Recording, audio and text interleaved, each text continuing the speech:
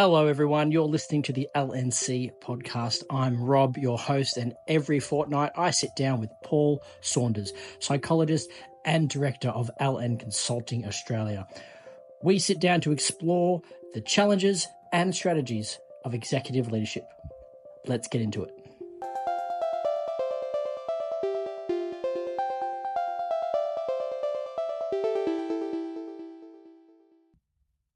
The work I do with organizations around organizational culture is based on my background as an organizational psychologist, where I do a lot of work in organizations around workplace environment, workplace culture, sustainability, psychosocial risk management, psychological safety. And so I'm often brought into organizations either when there's been a conflict or there's been an incident where there's been bullying, harassment type situations, or through their employee engagement surveys, they've had feedback that people don't feel psychologically safe and that there has been some bullying, harassment identified, or certainly issues in relation to the workplace, whether it's stress, high demand issues. It's an area of research. It's an area I've worked with different organizations. Strange enough, my early part of my career, my first 10 years of work, I worked in a very toxic workplace because I worked in the criminal justice system and I worked in prisons. And so, I learned exactly what happens in the worst scenario of a toxic workplace and learned about what works and what doesn't in that. Then I went on and did further research and studies around the whole idea of what makes a successful workplace culture, what makes effective teams, and performance around that, and particularly safe, psychologically safe places. And so I've been able to help people and organizations through that. So often I get brought in because there has been a problem. And so often it may start with facilitating a conflict between two people. It can be employees or a team, but often I find also it's managers having conflict, either with one of their employees or with a colleague. So one of the things I often encourage with an organization is, rather than go down through the legal process, which they could always have the ability to do, but the legal process, when you're dealing with toxic workplaces, puts it into a very investigative process. And often we find is a likely scenario is there's not enough evidence to confirm the situation of the matter, and even if there is, it often means is that the people who are involved often still can't work together. So either somebody leaves, and during that whole process, morale and productivity just drops. And it just ends up making things worse. It can, unfortunately. I've had situations where I've gone in and there has been a previous investigation. I had one situation where a workplace is, they did the investigation, didn't have enough evidence under the legal terms of bullying and sexual harassment. And so unfortunate situation is the victim was actually still working in that same place. And everyone knew about it, even though it was supposed to be confidential. Yeah. The gossip was around, that manager was still there. And so it was a very uncomfortable place. And the reason they brought me in, because they just, the continual feedback they were getting and the issues of absenteeism, sick leave, work cover were increasing in that department, in that area of this organisation. So the toxicity was spreading throughout the team. Spreading out in the sense of that, because there was a lack of confidence. An issue had been raised and hadn't been resolved. And that's the challenge sometimes. The legal process doesn't necessarily look at resolving the cultural issue. It's focusing on, has there been an actual code of conduct breach? Fix that one thing that happened. That's right. It's about that behaviour and stuff like that. And because it's often done in confidence, none of the actual facts can be shared. Just all rumours. So therefore, rumours start, gossip starts. So often it ends up being worse than the actual can event. Be challenging. That's right. So what I do with organisations, and why sometimes organisations bring me in, is why don't we take it from an organisational development perspective, where we help facilitate and try and direct a proactive developmental process of what is a good workplace culture. How do we agree on what is not okay and what is okay? So what we call above and below the line workplace behaviour. How do you establish a ways of working that everyone agrees to? This is how we want to communicate with each other in meetings, in emails, in communications, how we'll deal with resolving issues. Because often the factor I find is that the issues in a toxic workplace have been going on for a while. Or when they certainly bring me in, I had one incident I went into, particularly in the health sector, and the issue had been going on for 4 or 5 years. Oh. And so, to expect also then to say, oh, can I just, have a magic wand and just fix this? I just come here and do a session and then everything will be okay. Let's run a training session on, psychological safety or psycho risk management. Oh, tick, not going to solve the problem. No. And I often highlight to people that if you want me to come in, I'd like to actually have an understanding. I'm there to help change or improve things, to solve a problem, not just to deliver an activity. And so I work through a plan with them.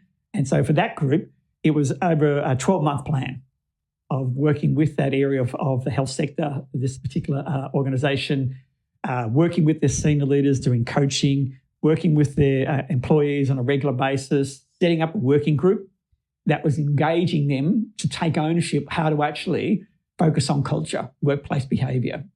And the positive thing was we were able to measure it, because the next engagement survey showed really good improvement. The drop in incidents of illnesses related to stress, absenteeism, all those sort of things are able to measure and improve, as well as generally people were finding as they felt more confident to talk about issues. We established it in meetings that there's a section in the agenda to talk about how we're going, how we're working together, rather than talk about just the task, the activities. Why don't we also talk about how we're going, how we're working? And again, coaching managers how to actually lead those meetings, how to facilitate these conversations, how to have the difficult conversations.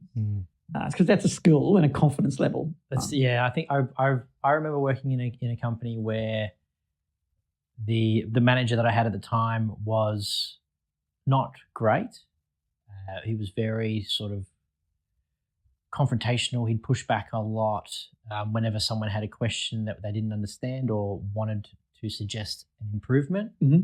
And then I remember one day he was the manager, I was the team leader, and he did some training day for the first half of the week. And then on the Thursday he came in and told me all about the training that he did. And then for the next week he would try and do the strategies that they gave him in this training that he wouldn't say what it was. But it was obviously about building the team and a positive workplace and things like that, because he would have his laptop out and be reading a script to me. Oh, okay. Asking me questions. He's reading the script.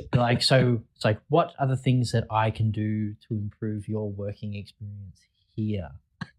And because it was so disingenuous, that's right, none of the team were getting on board with anything that he was doing, because they knew that he was just ticking a box. There was no authenticity there for him. Yes. From him to he didn't want to do that. And then like within a week and a half after that, it just went back to the way it was. Yeah, that's right. Yes, that's right. There's two factors you highlighted there. One we've got to look at is what's the type of leadership approach that works best to encourage a really productive and safe workplace psychologically. And we know that certain types of leadership behaviour are part of the cause of toxic workplaces, micromanagement, directive, autocratic sort of processes and stuff like that, favoritism. All those sort of types of behaviours often create toxic workplaces. And so we often, part of the way, sometimes I'm there to ensure what is the leadership style of the leadership group, not just the head person, because it's often about a collective leadership approach you've got to address. And so it's often doing team coaching as well as also individual coaching with the management group about the way they work. But it's interesting you say that too, is I often encourage when we do these developmental processes, because it's over a period of time, we often say is feel free to go and practice this. First of all, have a buddy and practice with one of your colleagues before you do it in the sense of your team. You want to make sure you're building your confidence up. But also let them know. One of the things we find is works with creating a move away from change, a toxic workplace to a positive workplace, is transparency and genuine, authentic leadership. So let them know, oh, look, I've been to this workshop. This is something we learned about how to improve culture. I want to just work this with you. You'll get far more engagement. They'll be more receptive if they say, I want to try and develop this within the team. That's it. I want to introduce these strategies. That's it. like, can you help me get this on board? That's it. Yeah. Work on a basis it's a collaborative approach rather than a directive approach. If you're the person or as the leader always talking in a meeting, you're directing. You're not actually running a collaborative leadership style. A collaborative meeting is engaging everybody to have input. Everybody has a voice. Everybody has the ability to work on an issue, a plan, a problem-solving, decision-making. A leader always has the backup. They always have that authority at the final. The challenge I find some leaders lead with their authority. I'm the boss. This is how it's going to be. Well, why does the team need to engage then? Yeah. What are they there for? It's other than being, I could get a robot to do that rest of the work. I remember hearing the strategy where the leader or the manager would speak last in a meeting, because if they speak first, they set the tone, and any ideas that the team members had prior to coming into the meeting may not be brought up because of the things that the leader said, rather than the leader coming in saying, tell me everything that, like, especially if it's a planning meeting or something like that, everyone comes in with their ideas and the leader speaks last. Yeah, if he comes in with his plan, everyone's just going to go, oh, yeah, well, let's just go with yours. Exactly, yeah. Because people have got to understand that psychological difference. One, there's a bit of power. If you're leading it, some people just want to please as well. They'll say, oh, yeah, okay. Some people think it's like, it's his responsibility. It's his responsibility. Let's just let him do it. I'm not empowered then. I don't have any engagement to implement this. And this is again where leaders find then they go and they find, why aren't people doing this? They get annoyed and angry. Now you're actually triggering a toxic workplace. They have no ownership of anything. That's right. Why people aren't following? Why aren't they committed as me? As one manager said to me. I say, well, okay, let's look at what's happening to understand what does commitment mean. How do you actually get commitment in a team? And again, it's just understanding that's where the psychology component of human behavior, I find that often when I'm coaching and doing teamwork, leaders really like that because they don't have that training and understanding about the human behavioral components of people management. And it's so important when you're trying to change a toxic workplace, because already often find there's already cliques. There's the gossip lines, really stuff. It's a highly negative conversations in meetings, or people are very, what we call passive aggressive. All those behaviors come out in a toxic workplace. And so leaders are going to know then, how do I change that? And again, that comes back to their language, their role modeling, their style of how they work that. Like you said, being a coach by asking people first rather than giving your opinion. Let everyone else engage, those sort of stuff. I worked with an organization, a global group in the technology industry, and they had a great plan we put into play. Strategy was, at the beginning of every meeting, all the managers were trained in the same way around, they had to start the meeting with going around the room and asking everyone, what's one good thing that happened last week? And why is that? Because it put people in a positive state of mind, and they knew that it was also talking about what's going well. Let's not just talk about what's not going well. Then they also need to focus on positive things so then they can bring it up in the meeting on the start of next week. Yeah, that's right. That's it. And they know this is the routine. This is where we create is what are your habits and the rhythm you're creating in your workplace to encourage positive conversations, to encourage strengths-based focused, that people are getting recognised for what they're doing well, that we can talk about what we're doing well. When people are in that state of mind, they're more open to talk about how we can improve. Yeah. If they're afraid to raise a question, which is often we find in toxic workplaces, people can see a problem, but they're afraid to talk about it. They won't raise it because they're not sure they're going to get ridiculed or ignored. I've had people in focus groups say to me, we've raised this before, nothing happened. And so why bother? So this again, if you find there's a level of cynicism in a team, something's happened. People don't start a job with a cynical mindset. Well, a small percentage might have issues. The majority of people go in with a very willingness to learn and want to be part of something that they can add value. Most people want to add value and feel like they've added some contribution to the work they're doing. And if they don't feel like they're adding value, then they're just going to check out. That's right. They're going to do their quiet quitting. Yeah, that's right. Quiet quitting. Yep. Or I used to find, I used to sometimes say, you've actually got prisoners in your organisation. Same as when I worked in the Justice Department. You've got people who are just doing their job because they have to, because they've got a mortgage and all the other stuff there. But they're not committed. They're not engaged. They're just doing their job and they're dissatisfied because there's no encouragement for them to be involved. And that's often a toxic workplace. So they're more like the silent toxic workplaces where there isn't any conflict. It's just people are just checked out. Checked out. That's right. Yeah. It's what we call that passive aggressive behavior. A lot of times there's avoidance behavior. The issue we find sometimes with bullying and harassment type matters is that we have sometimes what we call bystander behavior. I actually observed that happening in a meeting. I didn't do anything about it. But partly is we become bystanders because we don't feel we're empowered to actually raise it or challenge the situation. Again, where's that transparency in your conversations in meetings, in the way that people can talk about issues? Is it okay to give feedback to each other? And again, we find the highly performing positive workplaces, it's okay to give feedback. It's part of the manager's one-on-one meetings isn't just a one-way conversation. It's a two-way conversation. The manager will talk about what's working well this month. The other person, the employee, will actually give them feedback. This is what I'm looking for. This is what I noticed. It's a two-way thing. That's a very positive, constructive workplace. Again, though, I still find a lot of managers don't know how to effectively run one-on-one just coaching meetings, those sort of things. Again, they don't have that development skill. It's not been part of their training. So they've been put into a management role and they're expected to know how to do the people stuff, often without a lot of people management training. So that often creates also why people become more directive, because they feel the only way they know how to do it is I'll get it done myself, or I'll tell you how to do it. This is the way I want it, because they haven't been trained and developed in being a people manager. So would you suggest that they do scenario training, sort of role-playing conversations with other team members to practice having these conversations, to practice these sort of training other team members in that workplace? If it's in a workshop, you certainly would look at it from scenarios and case studies. What I try and do it is we do it as a team coaching approach. Try and encourage them to share, here's the situation, and people can explore and talk to each other. How would they handle it? And I just help facilitate those type of conversations. Because first level means people are starting now to get an idea in their mind, oh, that's how I could do it. Work on the basis that people, if they're given the chance, will use their problem-solving skills to think about how do I also help on the people side. I've got this type of person who's not performing.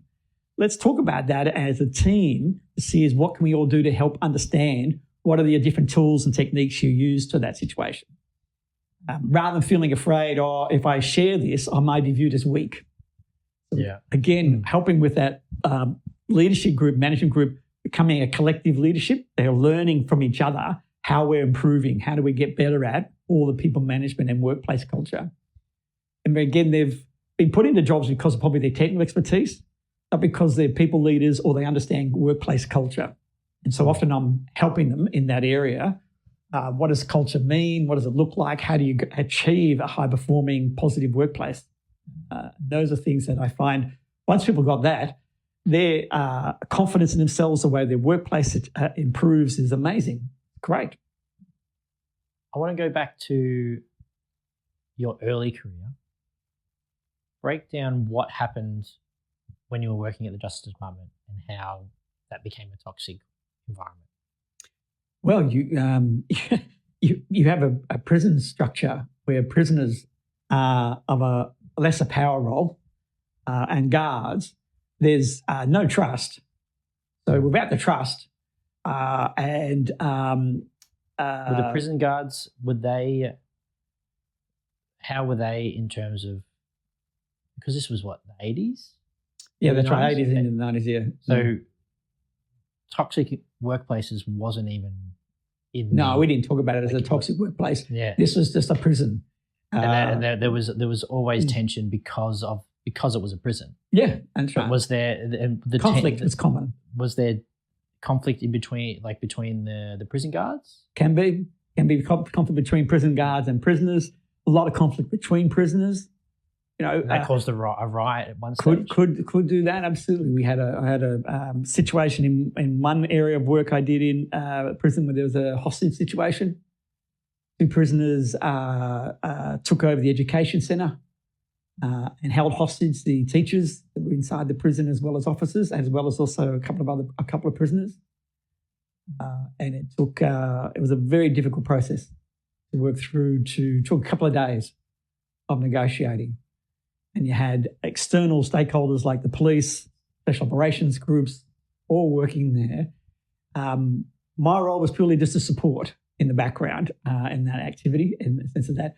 We then had to do a lot of work afterwards because there's a lot of trauma there in the sense of those situations. That's very different. That's the extreme of those sort of situations. And again, it was helping the management there and also the prisoners and stuff, and do a lot of support, help them make sure they had good access to trauma counsellors for the victims when they got out. The positive thing was no one got hurt. It was able to be done in a way that led to the situation being de-escalated. And so, but still the trauma's there. And it took a lot of time for that prison to settle down again. Because it just was still in officers' minds, still in people's minds. None of those teachers ever went back to work in that place again. Do you think that they would still have gone on to be teachers in other roles, you think, or would it be a different? I haven't followed through since then. A number of them it's very challenging. That's the extreme. But unfortunately, you do see some places in some organisations where the toxic workplace has traumatised people. That people have unable to go back and work in that place again. That's the thing. And we have the worst scenarios, and we've got legal cases here in Australia, but I'm not sure also overseas. There's one unfortunate situation in a regional hospital here in Victoria, and I can share this because it's a legal case. It's public knowledge, where a coroner investigated a suicide of an employee, and it was actually linked back to the toxic workplace behaviour and the culture in that place, and that hadn't been addressed. And so a real high criticism of that hospital management and the way it had been not dealt with. There was a lot of evidence suggesting that there was enough indicators and awareness that there was a problem. And the worst scenario was that an employee committed suicide. Was that not a good scenario? Was that scenario the person that was making this environment toxic? Were they a senior leader in that team? The thing with those sort of things is it's not just one person in a work. It's the culture. So there may be one or two clear perpetrators, or what we call as leaders who are dearly that. But then you think about is, so why didn't their managers address this with these leaders? So why wasn't there? Why weren't colleagues trying to actually step in and say this is not okay? Where was the feedback process to say we've actually been getting feedback. There's a problem with our teams and the way they're feeling safe or not safe, psychological issues. Where was the role of the people in culture and HR to investigate internally to say, looking at, well, hang on, here's all this data. Absenteeism, sick leave, work cover, turnover, those sort of factors, all those. When I go into an organisation, I look at what is the data telling me? What is the engagement surveys telling me? Because I'm, again, background in psychology, we're evidence-based. I'll go in and actually look for the data and evidence before we create a plan of actions. I'll work on the basis of showing whether we can actually measure the change too, in the sense of what we do around toxic workplaces. The key, this is where I often try and encourage, where I can with my clients, organisational clients. I'd rather come in before it happens.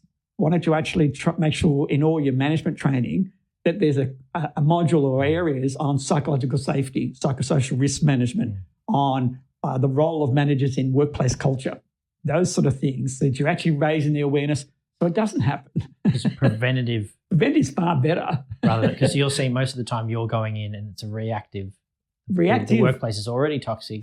Something's already happened. Absolutely. And you need to try and extinguish that toxic sort of environment. Yeah. Whereas going in early, creating a culture of trust and safety, absolutely, would remove that toxic sort of culture coming in and seeping through. Yes, it's a responsible organisation would look at being very proactive about ensuring the workplace is somewhere that people can feel safe, productive, feel like they're adding value, part of a culture that's open and warm to them, because that's when we get best performance.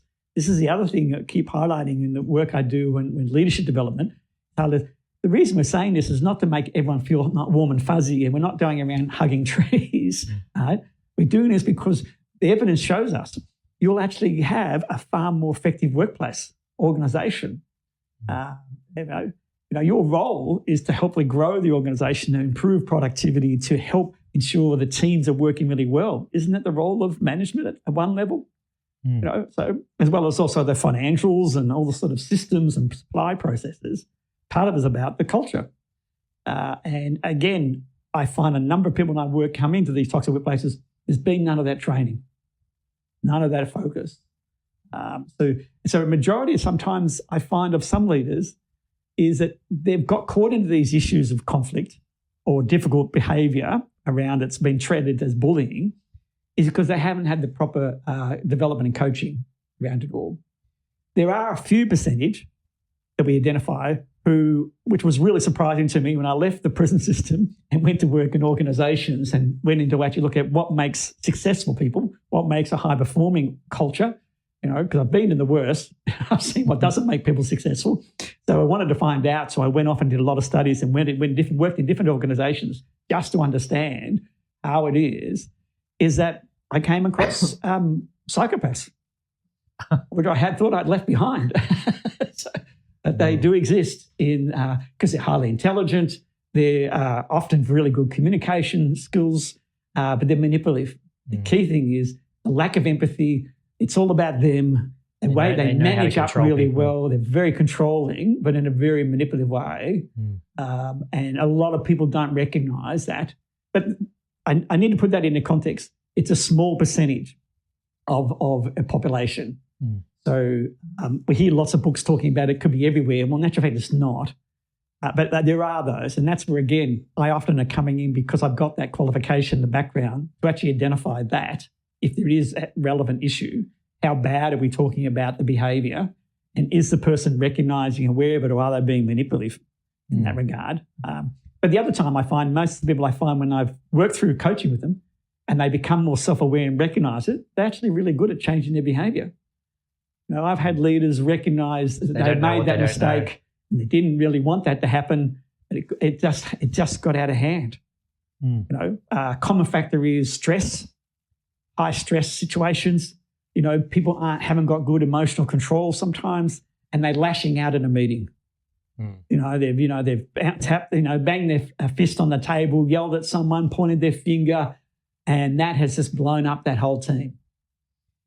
And because it then wasn't resolved at that time, it sits in the group. Yeah. And often when I'm coming in, I'm finding out that happened 12 months ago. I had a situation where I had two team members hadn't spoken to each other in 12 months. And everyone else just let it happen. Everyone just let it happen, even the manager. Yeah. And I'm thinking, that's where we had to come in and establish some ways of working. I had to reset, come around a session with the whole team about resetting how we want to work together. How do we resolve issues when they occur? Did they take sides? What's that? Were there teams that took sides? Yeah, to different, that's right. Therefore, because that created the cliques. And look, once I worked with the manager, helped them actually realise, because they unfortunately didn't like conflict. And so they were avoiding it, but also very stressed. They didn't know how to handle a situation. So giving them the support, helping them then work through with the individuals, with the team through a facilitation, and then the team. And this is what, again, you have to look at it from a cultural systems perspective, not just the individual. It's not about going in and blaming who's at fault here. It's going and recognising what happened, how do we now reset? And that's what I often do around changing it. So therefore, we get a better outcome of ability for people to have the confidence and skills to fix things, and they also can move forward. I have had those with that example, that team's now working functionally.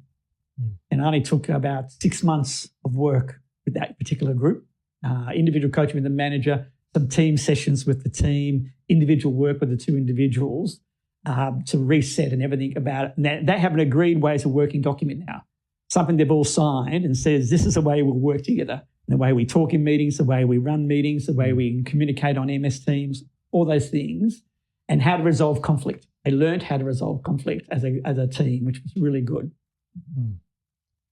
So that brings us to, if someone is in a toxic workplace and they want to change things, but they're not in a position of leadership or in charge of anything or anyone, if they're in the middle, what can they do to try and turn the tide Yeah, it's a really good question because it just again takes into account, is there systems in place that allow someone to reach out outside their team, like they can't talk to their manager about it? Is there an area in the HR people and culture area that they can go and talk to? So some organisations have also set up an anonymous reporting process where they have an online app or a part of their website that person can put in a concern or a complaint or raise an issue that they know is going to be addressed and confidential, anonymous. It's really hard. If you've been bullied or sexually harassed, it is hard to actually raise it. It's a psychological victim sort of process. It's really difficult. And sometimes we need to help those people as well as also help them work through that as well as deal with the issue. And so, again... try and do it all anonymously as well. That's right. And often I find environment. Other people have seen those issues, but they didn't want to raise it because they knew it wasn't going to be anonymous because they felt they would be victimised by that manager if they raised it, if they became aware about, that they knew that they made the complaint. And this, again, how do we actually change that culture so that it's okay to give feedback? It's okay to actually report these things. And this is where the smarter organisations have got these systems in place. So people feel empowered. If there is an issue, I know I can either go and talk to someone in people and culture, or I know there's another senior manager, because they've set up mentor programs, set up these buddy systems. In a hospital that I'm working with, they have trained up what's called peer support networks. So in every area of the hospital, there are people trained to be a peer support. If you're having an issue, you can go to a colleague and they've got experience and training how to help you just see about how you work through those things. Great approach to look at that sort of stuff. So again, if that happens, because the problem is if you don't feel like I've got anywhere to go, what's called a helpless state occurs. You go into this state, I don't know how to do it, I feel stuck. Yeah, if they're in an organisation that doesn't have an HR department or any sort of resources. No, that's true. They feel. I worked in a role where they didn't have HR and they made everyone in my department redundant, so it was just me. Right. But then they did a team employment survey where you could anonymously tell the management what you feel about the business and how you feel supported. Mm-hmm. But I knew that if I submitted my honest answers, because in order to submit it, you need to tell them what department you're in. And I was the only one in the department. So it wasn't anonymous. I couldn't submit it honestly. And then all the other departments also either had one or maybe two team members. Because it's a small organisation. So because it was so small, yes, that they were working as if they were a large organisation by doing these surveys. Telling us it's all anonymous, tell us exactly how you feel. Yeah, right. And nobody submitted an honest answer because they knew that that's right. They were just going to be victimised by the answers that they give. Yeah, that's right. That's right. And that's the challenge is that do I feel confident and trust the system that it will be anonymous? Will it be kept confidential? And this is where, again, and it is hard for a lot of people who work in those small, medium-sized organisations. They either don't have a HR or people person. They don't have, or they have one and it doesn't have the structure. It's a very difficult, it's toxic workplace. If they've got a manager that's a bit of a bully or a very difficult manager, it's often I find that in my experience and in the research I've looked at it, what are the two main reasons people leave an organisation? One is a bad relationship with their manager. The relationship's not working for them. And the second is the team toxic workplace. Most people don't leave because of money. Money will bring someone in, a job, a promotion will bring someone into a job, but doesn't keep them there. What keeps people is the working relationship with the manager and the workplace culture, the team dynamics. Is it a great place to grow and learn and feel good and safe? I enjoy coming to work, is what people say. I feel productive. In a toxic workplace, you don't hear that. Yeah. So if you were applying for a role and you were doing having an interview, what would you ask the business? What questions could they ask to try and figure out if the place that they're applying for is toxic? Yeah. Two simple questions really is how would you describe the leadership and the leadership style of your organisation? So I was there. So you want to hear what's their self-awareness and have they thought about or what's their approach, what they say? What kind of answers would they say that would be a red flag? That it's a management. We have a set processes. If they all very task-focused conversations about their style of management, that's a very directive style. If they talk about the culture and the people and the teamwork, that's a very different type of leadership thinking. And again, you're listening for are they a collaborative, are they an engaging leader? It'll come through. The second question is you ask, how would you describe the culture here? Yeah. Because also, what's the message you're giving them by asking these questions in an interview? Yeah. So you're obviously letting them know that you want to know what kind of workplace they're going to be going into. Absolutely. You want to find out there that it's going to be something. And that's often say to people when you're going for a job, are you checking, is this the place for you? Not just you're being interviewed. Hopefully you're thinking, I'm interviewing them to see, is this a match? Because you don't want to step into a toxic workplace. No. I had a senior manager, a really smart, brilliant guy who was very effective. He went into an organisation. He gave me a call 6 months later in tears. He was just a mess. He's highly stressed. He was ready to give up altogether. And it wasn't about him. It was the workplace he was in. He hadn't realised all the talk in the interview was not true when he realised that he stepped into this organisation. Is what they said about the workplace and the way they behaved as leaders was so toxic and stuff like that. And so worked with him. Within a couple of months, was able to get him out of there and had another job, and he's fine. It's the thing is like, and this again comes back to that understanding is that someone may not be performing in an organisation, may not be about them. Could be about the workplace. Yeah. So be oppressive. Poor management, poor team situations, the workplace approach, and it's not being worked through. So how would a new manager coming into an organisation, first day, you realise, oh no, this workplace, the culture here is terrible. What do I do to turn it around?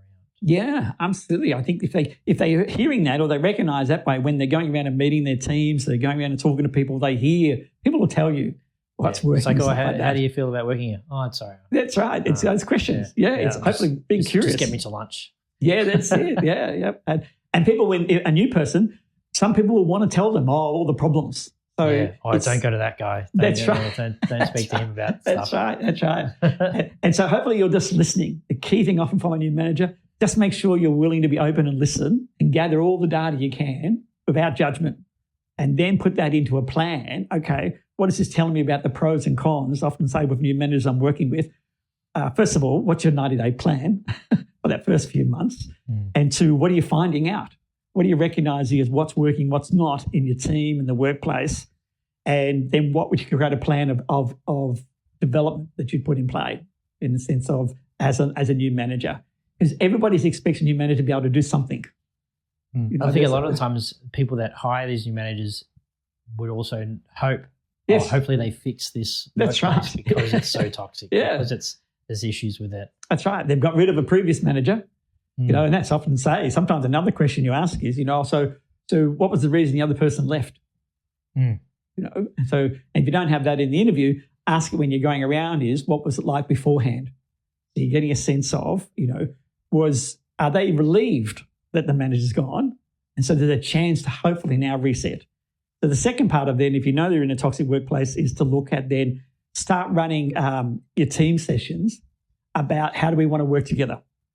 One of the first things you do in the first 90 days, how do we establish some ground rules and they understand my style of work? How do I work? How you want to work with me? I had a really good manager. Resetting the team to start from there, not from before when it was toxic. That's it. Therefore, they start to realise there's a bit of a line in the sand. This is new. This is fresh. You'll still get some hesitancy and defensiveness and cynicism. They need to show that you can do it. But at least they'll be more curious to see whether you will, because you've asked them, you've engaged them, you're talking to them about it all. You just need to be able to follow through with the things that you're wanting to absolutely. Bring in. Yeah, you've got to be able to follow through. So, and again, think of it like a new relationship. You want to establish a way you're going to actually, are you going to message each other? Are you going to use WhatsApp? All that sort of things into those stuff. How often are you going to get together? Same in a workplace. Think about it since, I had a very situation where I was coaching a manager and they said, I've gone to this organisation. they have 5 different communication systems. Some people use WhatsApp. Some people are using MS Teams. Some people are just texting. Yeah. And he said the feedback he's getting, the biggest problem is communication. I worked in a place like that where they had, we used Zoom internally, but then the marketing team used MS Teams. They would use that for external, but then they also expected us to use MS Teams when we had meetings with them. They wouldn't use Zoom, but then we had WhatsApp for the ELT had WhatsApp groups for themselves, but then they would bring you in if you needed, but then they also expected you to use Slack. Yeah, Slack is another one. But then if you didn't use the right Slack channel, because there was multiple channels, they wouldn't respond to you. It was all very complicated. Yeah. And it broke down communication to the point where people just stopped communicating to other people. So there you go. And they went into their little bubbles. And they formed their own way of communicating, which is either text message. I'm going to text message my colleague so nobody can see us messaging on Slack, all that sort of stuff. And then everyone was sort of out of the loop. And then the weekly meeting would go for 2 hours because everyone was just trying to catch up on everything else because nobody was communicating to each other throughout the week. Yeah, that's right. Yeah. And what did that feel like working in that place? It was draining. It drained a lot because the Mondays would just be just an information overload of what everyone's doing. Yes. And then whenever you needed to get in contact with them throughout the week for assistance or advice or just to follow up, it would be, this person only messages through Slack, so you have to message this person on Slack. This person you have to message through Teams, or this person you have to send an email, but you need to CC the actual, like you'd have to email their personal email address, but then CC the department email as well, right. Just in case they didn't get it, someone else would pick it up. It was very complicated and it got very old quickly. Yeah, that's right. And as you found, it's draining, it's complicated, it isolates groups, it forms small clique groups. All that is all the signals for a toxic, that could become a toxic workplace. Because there's not an openness. Building blocks are there, definitely. Absolutely there. So it would have been a problem. So, and again, so, with this manager, it was about helping them say, how do they actually just engage a team? Why don't we actually decide what do we actually want to communicate with? Work out a communication plan as part of their ways of working. The feedback he got was, everyone was just so relieved, like you were saying, about just, good, this is what we'll use. We all agreed on this. This is how we'll use, if we do still use WhatsApp and they used MS Teams, just agreed on 2. Yeah. That was all it was the set format. Everyone knew exactly what that's what it was purpose for. Yeah. How they were going to use it, those sort of things. By doing that, the manager was also helping them about the way they work together. And that helped a lot for them to start trusting him. New person, able to actually have that belief, this person's actually concerned about how I am, wants to know how we work. It isn't just about the job. Yeah, it's not just coming and saying, what do you do? When can you get this done? That's right. Yeah. It's like, what do you want to get out of this role? Yeah. Like, what do you do? Like, where do you see yourself going in this role? That's it. So, yes, that's right. And then the other factor is they become more safe about raising issues because they feel like this person might try and help them solve it. And again, if they're so this manager, we'd taken through, I coached him about how to be a coach. And so it was about coaching skills that the person applied that worked. Yep. And again, this is, one of the leadership skills we find to help reduce toxic workplaces. Leaders become good coaches. And they use coaching as one of their major leadership techniques to engage and develop people because that opens up a lot more communication and engagement. That's a good spot to wrap it up. I think so. If there was one sort of phrase that you would say to close out this episode in toxic workplaces, what would it be? To give people the motivation and the inspiration to be able to go to their work on Monday and say, I've been stuck in this toxic workplace for 3 years. These are the plans that I want to do to make sure that I'm either working a way out or working my way to improve the workplace. What strategies do you have that they could write down as like a bullet point? Like, what I want to do first is speak to this person, then create a plan. Is that something that you would offer them to do?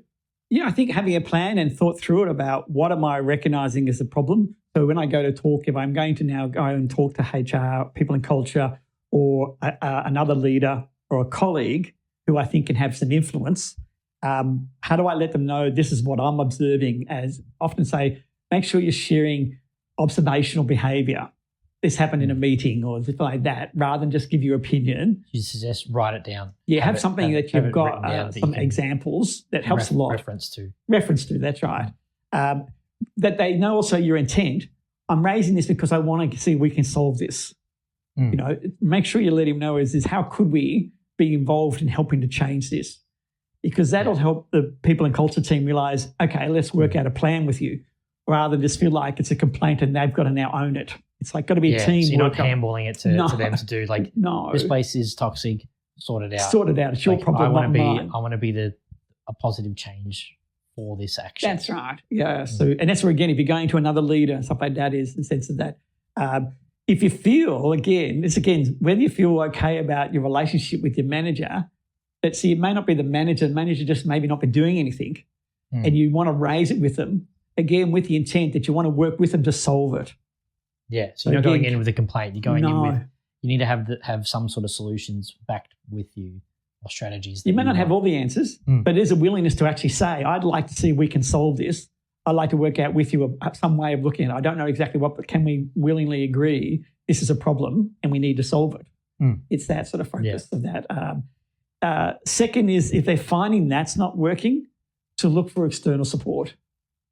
Because sitting in it for too long actually has an effect on your psychology of your way of working.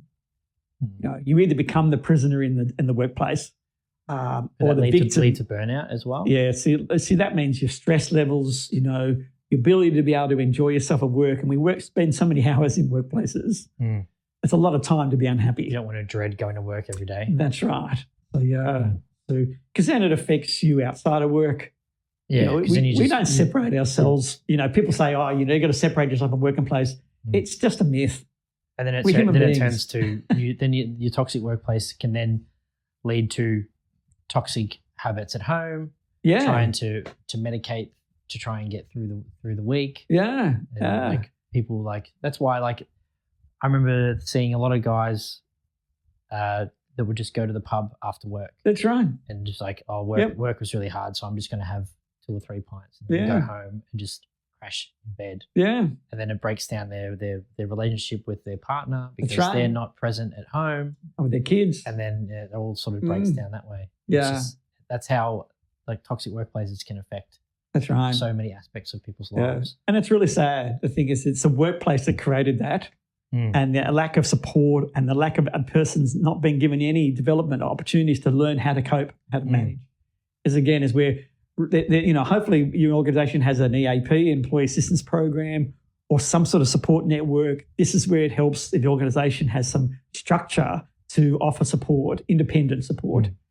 And that's often, you know, what I try and do is help the individual as much as the organisation in these change processes. So it's not just about, it's not about wrapping people up to make sure that they're comfortable and they're safe and they're cotton wool at work. No. It's about helping them grow through all these different changes that can come about in a workplace, but not feel like they're insecure or unsafe. No, yeah. The best thing I've seen, I've really felt good about it in the sense like when I've seen people grow in their own confidence and the ability to feel like I can handle a difficult conversation now, even at home. You know, I know how to deal with conflict. I was afraid of it. Now I know what to do, and I know what works. Sense of that. So that gives them a sense of ability, and that helps a lot in the sense of their workplace. You know, and that's not only just with a team member or manager, but also could be with a customer. You know, in the situations around that, or a community person, depending on the situation. Do you have the ability to know how to de-escalate, deal with conflict, handle difficult conversations, raise sensitive issues in a constructive way? Yeah. No. So it's all about, so you end up accumulating more sort of resilience and growth throughout that entire process as well. Yeah, absolutely. Yeah. So, and that's where I find people flourish in. They thrive because they know they're confident, they know how to handle the difficulties, as much as also the good stuff. So they have the confidence in their own abilities to be able to manage and handle these workplaces. Yes, that's it. Yeah. I mean, we want to talk about resilience. How do we actually help people know how to deal with the difficult situations? You don't need resilience when everything's going well. But where we actually, either through schools or university or workplaces, are we giving people the skills? How do you actually handle a conflict in the workplace or a situation? How do I deal with the difficult conversations? How do I deal with someone who dislikes me?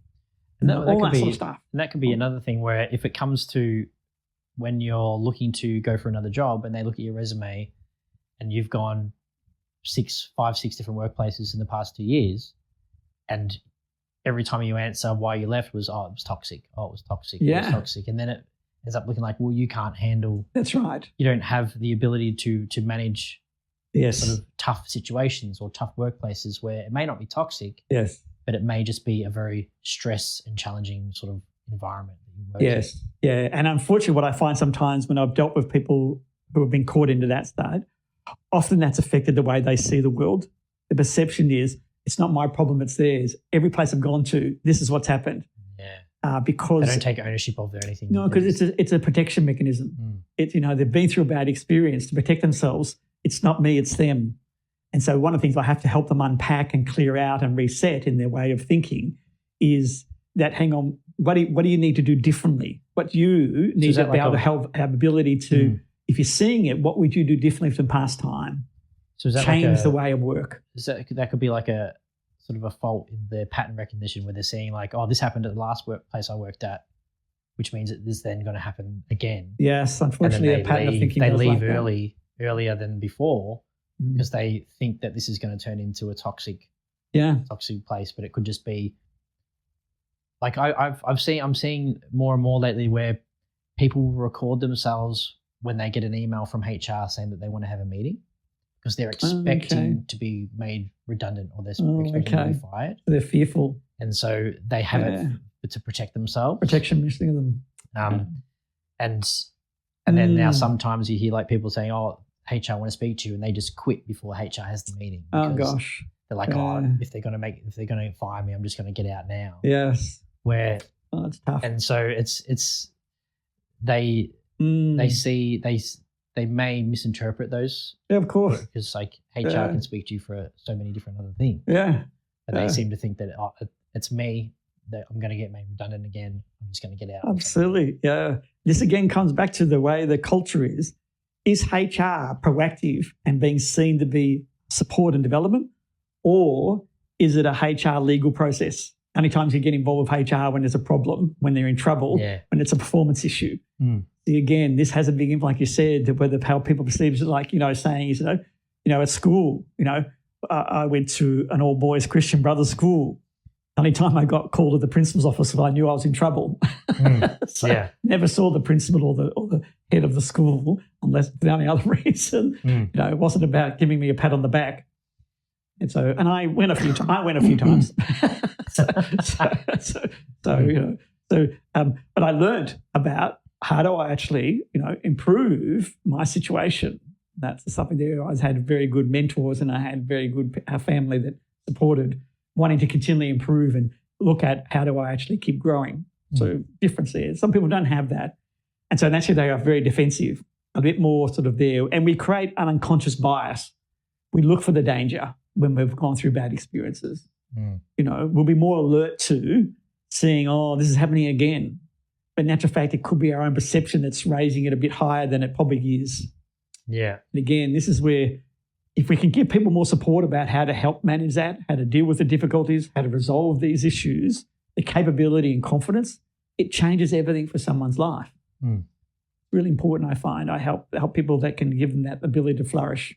And then if they have that confidence, then it gives them the confidence to apply for that extra job or take on that extra responsibility. Yes, that's right. That inevitably ends up improving their overall career trajectory long term. Yeah, their career, their enjoyment and satisfaction about work, the way they encourage a positive workplace. Manage, it's often and again something to consider if you're looking at senior management roles. Like a question will be asked in the interview, give me an example of how you've dealt with a difficult or complex situation. That's a very common question. If you pull the chute too early, you're never going to have those situations to talk about. So, And the worst is where I've actually been involved sometimes with recruitment in my past is I had a person raise how they handled it.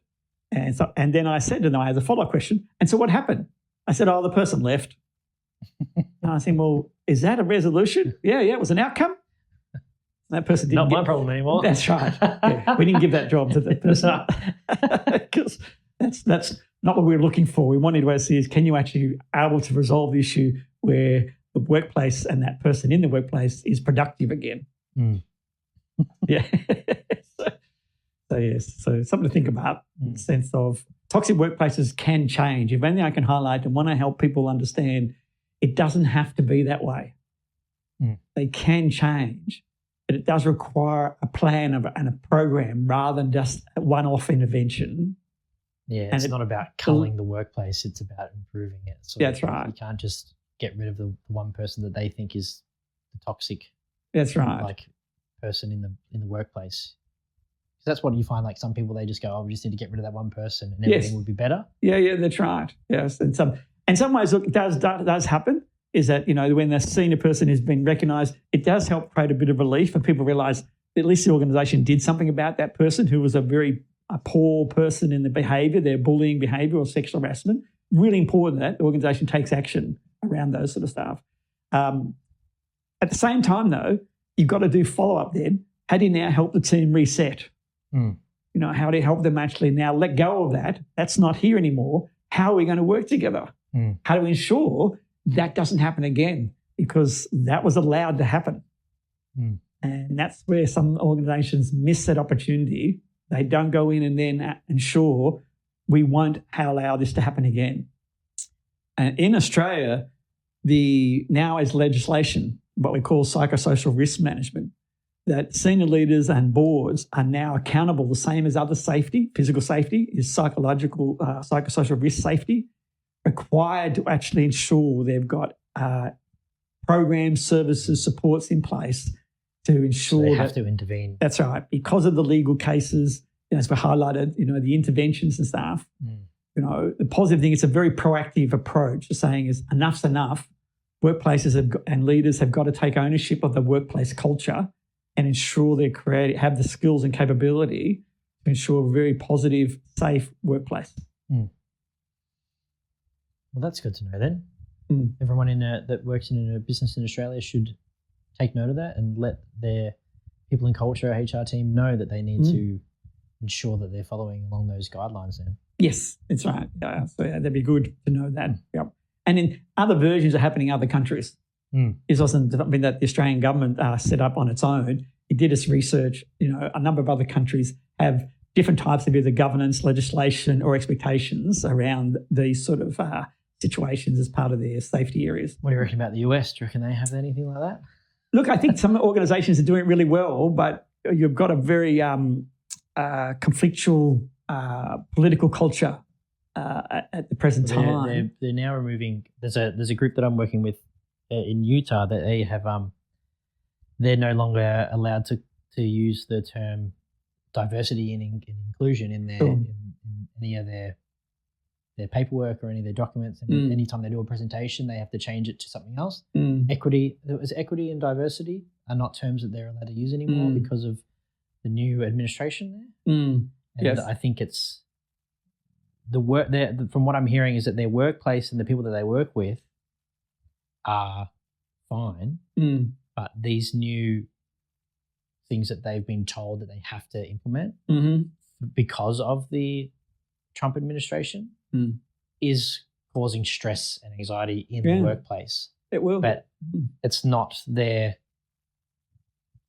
team or their culture that's causing it, which is an interesting one. Yeah, it is. Like everyone's sort of their one unit, but their sort of common enemy now is the political sort of environment that they've been forced to uphold.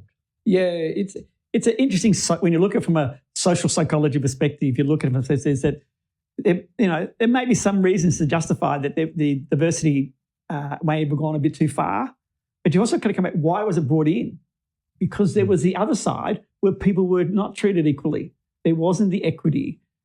issues around gender inequity, around pay, around services, difference around people who were selected not based on colour and all sorts of things. Things that really, why aren't we, in a democratic society, why aren't we having this concept of fairness and equity, which is what basic principles of democracy is about? Is everyone treated equally?